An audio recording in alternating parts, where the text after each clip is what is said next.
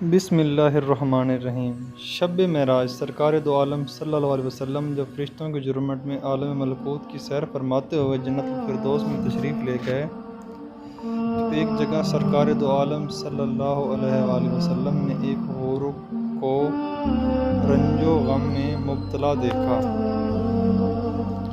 اور حضرت جبرائیل علیہ السلام سے فرمایا کہ یہ حور کیوں رو رہی ہے؟ آخر اس کو کون سا دکھ ستا رہا ہے؟ جب جبرائیل علیہ السلام نے دریافت کیا تو حور نے عرض کیا کہ میں نے اس لیے اپنا یہ حال بنا رکھا ہے کہ سرکار دو عالم صلی اللہ علیہ وسلم کی رحمت بری نگاہیں مجھ پر بھی پڑیں اور میں اپنا حال عرض کرنے کی سعادت حاصل کر سکوں۔ جب حور کو سرکار دو عالم صلی اللہ علیہ وسلم کی بارگاہ میں حاضر ہو کر حال عرض کرنے کے ساتھ مل گئی تو اس نے جھک کر سلام عرض کرنے کے بعد اپنی سرگزشت سنائی کہ یا رسول اللہ صلی اللہ علیہ وسلم، مجھے جنت کی حوروں میں حسن و جمال کی ملکہ بنایا۔ اگر میں بے نقاب ہو جاؤں تو دیکھنے والوں کی آنکھیں خیرہ ہو جائیں اور جنت میں دوپہر کا اجالا ہو جائے۔ یا رسول اللہ، ایک کا واقعہ ہے کہ اچانک میرے دل میں خیال پیدا ہوا کہ بروز قیامت ہر حور کو کسی نہ کسی جنتی شخص کے حوالے کیا جائے گا تو میرا بھی تو کوئی ساتھی ضرور ہوگا۔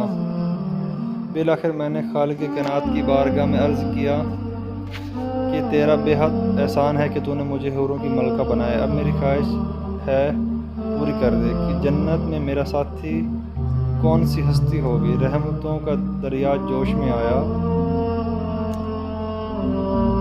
تو حکم سامنے جو آئینہ رکھا ہے اسے ایک نظر دیکھ لو تو تمہارے ساتھی کی جھلک نظر آ جائے گی۔ یا رسول اللہ صلی اللہ علیہ وسلم دیوانہ وار آئینے کی طرف بڑھی تاکہ اپنے ساتھی کی جھلک دیکھ سکوں۔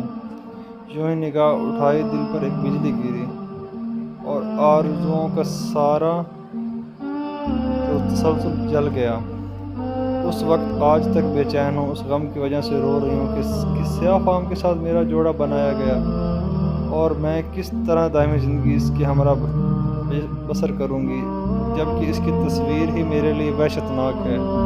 سرکار دو عالم صلی اللہ علیہ وسلم مسکرا کر دریافت کیا، اپنے ساتھی کا جو سراپا تو نے آئینے میں دیکھا ہے اس بارے میں کچھ بیان کروں؟ اس نے عرض کیا، سرتاج پاؤں مجسم، سیاہی، موٹے ہونٹ،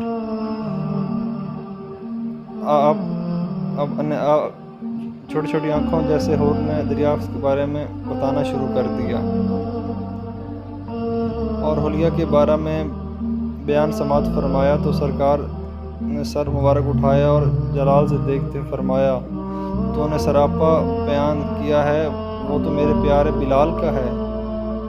ایک عاشق رسول کا سراپا، ایک وفادار، ایک گوہر نیاب کو پا کر اپنی کم نصیبی کا شکوہ کر رہی ہو۔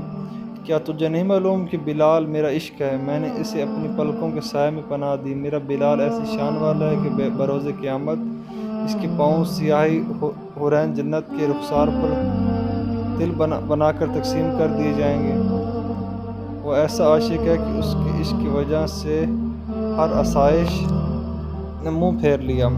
اپنے حسن و جمال کا غرور نہ کر، ہو سکتا ہے تو 70,000 نقاب کے الٹ کے بارے کہ میرے بلال کے سامنے آئے اور میرا بلال تجھے ناپسند کر دے۔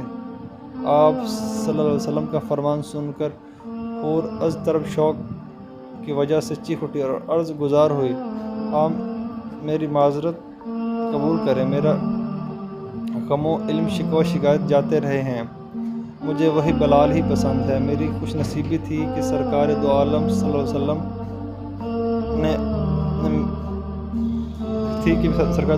کے عاشق زار میرا حصہ میں آیا۔ آپ کی معذرت قبول فرماتے